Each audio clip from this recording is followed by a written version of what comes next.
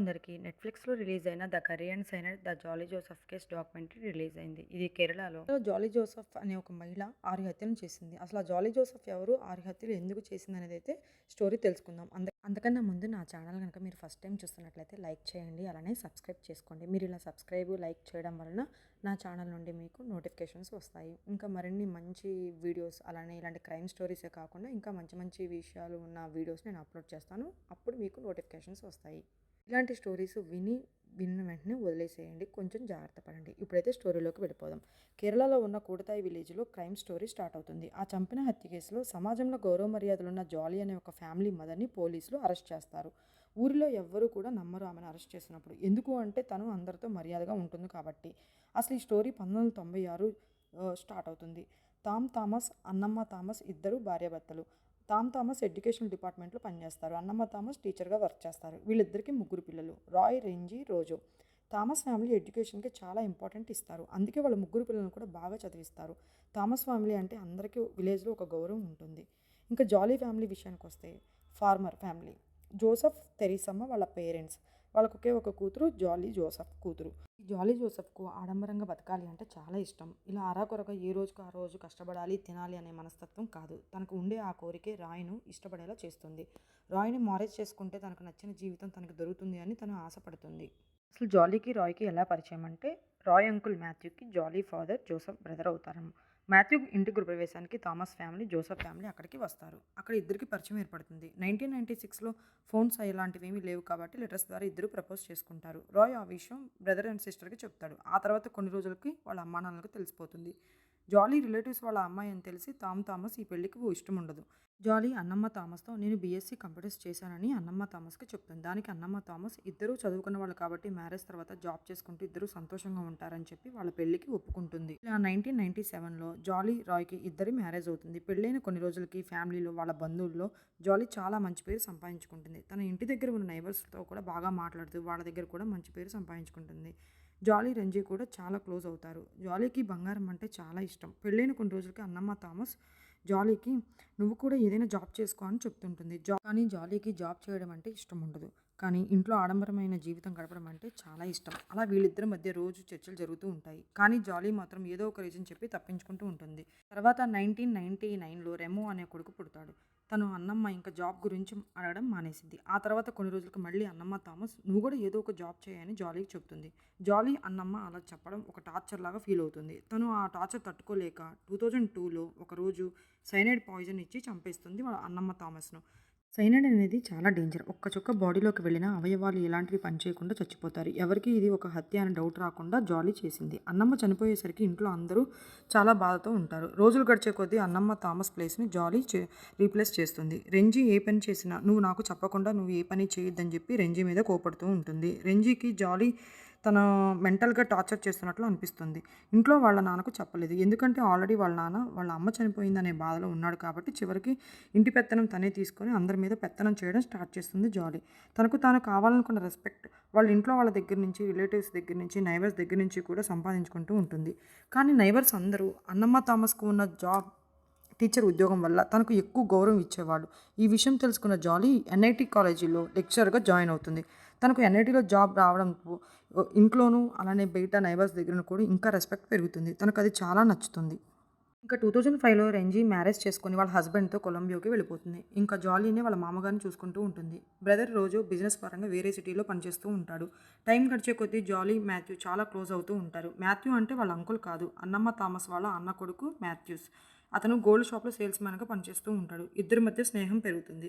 రెగ్యులర్గా ఇంటికి రావడం స్టార్ట్ చేస్తాడు. అది చూసి నా మామగారైన థామస్కి నచ్చదు. ఇంకా జాలీని ప్రశ్నించడం స్టార్ట్ చేస్తాడు. కానీ జాలీ ఏమాత్రం వినకుండా ఏదో ఒకటి చెప్పి థామస్ దగ్గర తప్పించుకుంటూ ఉంటుంది. 2007లో థామస్ జాలీ చేసే పనులకు మెంటల్గా చాలా డిస్టర్బ్ అయ్యి ఆరోగ్యం పరంగా చాలా దెబ్బతింటాడు. జాలీ చేసే పనులకు థామస్ అడ్డుగా ఉండటం వలన జాలీ ఇంకా వాళ్ళ మామగారిని కూడా చంపాలని చెప్పి ఫిక్స్ అయిపోతుంది.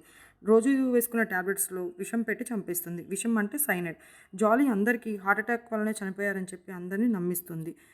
థామస్ 2008లో చనిపోతాడు. థామస్ అంత్యక్రియల రోజు కూడా జాలీ, మాథ్యూస్ ఇద్దరు దూరంగా నిలబడి వాళ్ళ మాటలు ఎవరికీ వినపడకుండా ఏదో మాట్లాడుకుంటూ ఉంటారు. ఫస్ట్ మర్డర్కి సెకండ్ మర్డర్కి 6 సంవత్సరాల గ్యాప్ ఉండటంతో అందరూ ఇవి సహజ మరణాలని నమ్ముతారు. ఎవరికి జాలీ మీద కొంచెం కూడా డౌట్ రాదు. థామస్ అన్నమ్మ చనిపోయిన తర్వాత చెల్లి తమ్ముడు అయిన రెంజీ రోజోకు కూడా ఇంట్లో స్వేచ్ఛ లేకుండా పోతుంది. ఇంట్లో ఇద్దరు ఇలా చనిపోయేసరికి అందరూ బాధపడుతూ ఉంటారు. ఇలా కొన్ని రోజులు గడిచిన తర్వాత జాలీకి సెకండ్ బాబు రేనాల్డ్ పుడతాడు. ఇలా జాలీకి రెండో బాబు రేనాల్డ్ పుట్టిన తర్వాత ఇల్లంతా సంతోషమే. కానీ కొన్ని రోజులు గడిచిన తర్వాత ఇంట్లో రాయ్ బిజినెస్లో చాలా నష్టాలు రావడం స్టార్ట్ అవుతాయి. ఇంకా గొడవలు కూడా స్టార్ట్ అవుతాయి. పూర్తిగా బిజినెస్ డల్ అయిపోతుంది. జాలీ అసలు పూర్తిగా ఇంట్లో వాళ్ళ గురించి పట్టించుకోవడమే మానేస్తుంది. రాయ్ జాలీకి మాథ్యూస్కి ఉన్న ఎఫైర్ తెలుసుకొని దాని గురించి జాలీని అదే పనిగా అడుగుతూ ఉంటాడు. ఇంకా ఇంట్లో గొడవలు పడుతూ ఉంటారు. అది జాలీకి నచ్చగా రాయ్ని 2011లో చంపాలని ఫిక్స్ అయిపోయి రాత్రి తను తినే భోజనంలో సైనైడ్ కలిపి తనకిస్తుంది. రాయ్ ఆ భోజనం తిన్న వెంటనే కుప్పకూలిపోతాడు. ఇంటికి కొంచెం దగ్గరలో ఉన్న అంకులైన మాథ్యూస్కి ఆ విషయం తెలుసుకొని ఇంటికి వచ్చి రాయ్ని హాస్పిటల్కి తీసుకొని వెళ్తాడు. కానీ రాయ్ చనిపోతాడు. అంకుల్ రాయ్ చావు మీద డౌట్ వచ్చి పోస్టుమార్టం చేయించాలనుకుంటాడు. కానీ జాలీ దానికి ఒప్పుకోదు. మాథ్యూస్ మొండు పట్టి తనకు పోస్టుమార్టం చేపిస్తాడు. అప్పుడు అందరికీ తను సైనైడ్ వల్ల చనిపోయాడని తెలుస్తుంది. జాలీ అందరితో మాట్లాడుతూ తను బిజినెస్ కోసం చాలా అప్పులు చేశాడు. ఇప్పుడు తీర్చలేక సైనైడ్ తీసుకొని సూసైడ్ చేసుకున్నాడు అని చెప్పిద్ది. ఇంకా అందరూ నమ్మి నిజంగానే సూసైడ్ చేసుకున్నాడని నమ్మి తను ఎందుకు ఇలా చేశాడని రాయ్నే తిట్టుకుంటారు. ఇంకా రాయ్ సిస్టర్ రెంజీ, బ్రదర్ రోజో ఇద్దరూ కలిసి రాయ్ది సూసైడ్ అవునో కాదో తెలుసుకుందామని కేసు పెడదాం అనుకుంటారు. కానీ జాలీ దానికి ఒప్పుకోపోయేసరికి వాళ్ళు కూడా కేసు గురించి ఇంకేమీ మాట్లాడరు. జాయ్ పిల్లలిద్దరికీ ఇద్దరు ఫాదర్ లేక చాలా ఇబ్బందులు ఎదుర్కొంటూ ఉంటారు. కానీ నెమ్మదిగా వాళ్ళు ఇంకా అలవాటు పడిపోతారు. మేము ముగ్గురమేనని అలవాటు పడుతుంటారు.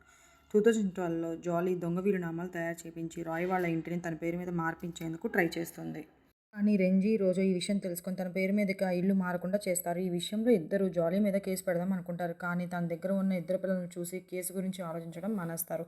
అంకుల్ మాథ్యూస్ జాలీ వాళ్ళ ఇంటికి దగ్గరలోనే ఉంటారు కాబట్టి అప్పుడప్పుడు పిల్లల కోసమైనా తరచూ వాళ్ళ ఇంటికి వెళుతూ ఉంటారు.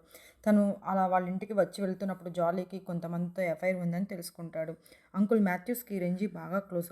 ఇంట్లో ఏ విషయం జరిగినా రెంజీకి ఫోన్ చేసి చెప్తుంటాడు. జాలీకి ఇలాంటి పనులు మంచివి కాదు అని చెప్తుంటాడు. జాలీ చేస్తున్న పనులకు మాథ్యూస్ ఒక అడ్డుగోడగా మారిపోతుంటాడు. అందుకు తను 2014 మాథ్యూస్కి సైనైడ్ ఇచ్చి చంపేస్తుంది. అందరూ తనది ఒక సహజ మరణమని నమ్ముతారు. రెంజీకి మాత్రం డౌట్గా ఉంటుంది. 4 మర్డర్స్ కనుక మనం గమనిస్తే మర్డర్స్కి ఉన్న టైం గ్యాప్ తగ్గుతూ వస్తుంది. మర్డర్స్కి చాలా ఇయర్స్ గ్యాప్ ఉండటంతో ఎవరికి కూడా తన మీద డౌట్ రాకుండా చాలా నీట్గా చేస్తుంటుంది. కామ్గా ఎలాంటి సైనైడ్ ఎంత మోతాదులో ఇస్తే చనిపోతారా అనేది, పాయిజన్ ఎలా ఇస్తే మనం దొరకకుండా ఉంటామని అన్నీ తెలుసుకొని ఉంటుంది జాలీ. తను చేసేవన్నీ ఇలా చేసుకుంటూ పోతుంది. జాలీ ఎప్పుడు కూడా షాజీ లాంటి భర్త నాకు దొరికి ఉంటే చాలా సంతోషంగా ఉండేదని అని అనుకుంటూ ఉంటుంది. ఈ షాజు ఎవరు అంటే రాయ్ వాళ్ళ పెదనాన్న కొడుకు. షాజుకి పెళ్ళై ఒక భార్య, 2 పిల్లలు. షాజు టీచర్ జాబ్ చేస్తూ ఉంటాడు. ఫ్యామిలీ చాలా బాగా చూసుకుంటూ ఉంటారు. తన భార్య సిలీ హౌస్ వైఫ్గా హ్యాపీగా ఉంటుంది. జాలీ కోరిక కూడా అదే. సైలెంట్గా ఇంట్లో ఒక ఆడంబరమైన జీవితం కావాలని కోరుకుంటుంది. అందుకు జాలీ ఎలాగైనా షాజుని మ్యారేజ్ చేసుకోవాలని అనుకుంటుంది. ఒకరోజు షాజు ఇంట్లో ఫంక్షన్ ఉంటే రిలేటివ్స్ అందరూ అక్కడికి వస్తారు. జాలీ అక్కడ ఎవ్వరికీ తెలియకుండా 2014 షాజు కూతురు తినే భోజనంలో సైనైడ్ పాయిజన్ కలుపుతుంది. ఆ భోజనం ఆ పాప తింటుంది. తను అక్కడికక్కడే చనిపోతుంది. ఆ పాప చనిపోయే టైంకి కూతురి వయసు 2 సంవత్సరాలు. జాలీ ఆ పాపని ఎందుకు చంపింది అంటే షాజీని పెళ్లి చేసుకునేందుకు ఆ చిన్న పాప అడ్డు వస్తుందని చంపిద్ది. కూతురి మరణంతో సిలీ చాలా బాధపడుతూ ఉంటుంది. తను ఆ బాధలో ఉన్నప్పుడు ఏమీ తెలియనట్లు ఓదార్చుతుంది జాలీ. దానితో జాలీకి సిలీ దగ్గరైపోయి తోబట్టు అనుకొని తన విషయాలన్నీ చెప్పుకోవడం స్టార్ట్ చేస్తుంది. జాలీ సిలీని ఎలాగైనా చంపాలని ఫిక్స్ అయిపోయి, నువ్వు చాలా డిప్రెషన్గా గురవుతున్నావు. నువ్వు ఆ డిప్రెషన్ నుంచి బయటకు రావాలంటే మా మామగారు వేసుకునే మష్రూమ్ టాబ్లెట్ని నువ్వు కూడా వేసుకో అంటూ సైనైడ్ కలిపిన మష్రూమ్ టాబ్లెట్ని తనకిస్తుంది. దానితో 2016లో సిలీ చనిపోతుంది. సిలీ అంత్యక్రియలు మొత్తం జాలీని దగ్గర ఉండి చూసుకుంటుంది. ఆ అంత్యక్రియలకు వచ్చిన రెంజీకి బయటకు జాలీ బాధతో కనిపించినా లోపల ఎందుకో వాళ్ళ వదిన నవ్వుతున్నట్లు కనిపించిద్ది. రెంజీ సిలీ అంత్యక్రియలు అయినంత వరకు జాలీనే గమనిస్తూ ఉంటుంది. తర్వాత రోజులు గడిచే కొద్దీ సిలీ మరణం అందరూ మర్చిపోతారు. ఆఖరికి జాలీ అనుకున్నట్టుగానే షాజీని 2017లో పెళ్లి చేసుకుంటుంది. పెళ్లికి ముందు ఏదో మాట వరుసకు తన కొడుకు రెమోతో ఈ పెళ్లి చేసుకొని వద్దా అని అడుగుతుంది. రెమో కూడా ఒప్పుకుంటాడు. ఇద్దరికీ పెళ్ళైన తర్వాత అందరూ ఒకే ఫ్యామిలీ లాగా మారతారు. సిలీ అంత్యక్రియలో జాలీ ప్రవర్తించిన తీరు రెంజీకి మైండ్లో ఉండిపోతుంది. తనకి ఎందుకో సిలీని చంపింది జాలీనే అని డౌట్ వచ్చి వాళ్ళ అన్న రాయ్ని కూడా తనే చంపిందని డౌట్ వచ్చింది. వెంటనే రెంజీ రాయ్ పోస్టుమార్టం రిపోర్ట్ని చెక్ చేస్తున్నప్పుడు తనకు ఒక విషయం గుర్తుకు వస్తుంది. అదేమిటంటే వాళ్ళ అన్న చనిపోయే ముందు భోజనం చేశాడు అని. కానీ జాలీ మాత్రం చనిపోయే ముందు ఏమీ తినలేదని చెప్తుంది. అది గుర్తుకు వచ్చి రంజీకి ఇంకా డౌట్ పెరిగిపోతుంది. తను రోజుతో స్టేషన్కి వెళ్ళి పోలీస్ ఆఫీసర్కి కంప్లైంట్ ఇస్తుంది. పోలీసులు ఎంక్వైరీ స్టార్ట్ చేసిన తర్వాత తనకి జాలీ బీకామ్ చేయలేదు, తను కేవలం ప్రీ డిగ్రీ మాత్రమే చేసిందని తెలిసింది. దీంతో పాటు తను ఎన్ఐటీలో టీచర్ జాబ్ కూడా చేస్తున్నానని చెప్పింది కూడా. అది కూడా అబద్ధమే. ఇవన్నీ తెలుసుకున్న పోలీసు ఆ 6గురిని చంపిన కేసులో ప్రధాని ముద్దాయిని జాలీ ఇంటికి నోటీస్ పంపిస్తాడు. నోటీసును చూసిన జాలీ తన కొడుకు రెమోతో మీ అత్తకు ఫోన్ చేసి ఈ కేసు వాపస్ తీసుకోమని చెప్పు అని చెప్తుంది. రెమో రెంజీకి ఫోన్ చేసి ఈ కేసు వాపస్ తీసుకో అత్త అని చెప్తాడు. కానీ రెంజీ మాత్రం మొదటిసారి రెమోతో కఠినంగా మాట్లాడుతుంది. మన ఇంట్లో నీకు తెలియకుండా చాలా జరుగుతున్నాయి. ఈ కేసు నేను వాపస్ తీసుకోనని చెప్పిద్ది. ఈ కేసులో ముందుకు వెళ్ళాలి అంటే ఆ ఆరుగురిని జాలీనే చంపిందని కన్ఫర్మ్ చేయాలి. అందుకు పోలీసులు చనిపోయిన అందరి శవాలను బయటకు తీసేందుకు రెంజీని పర్మిషన్ తీసుకుంటారు. రెంజీ ఈ పని చేస్తే బంధువులందరూ తను తిడతారని తెలిసినా జాలీ చేసిన తప్పులు అందరికీ తెలిసేలా చేయాలని పోలీసులకు పర్మిషన్ ఇస్తుంది. పోలీసులు ఆ బాడీస్ని బయటకు తీపించి ఆ బాడీస్ని ల్యాబ్కు పంపిస్తారు.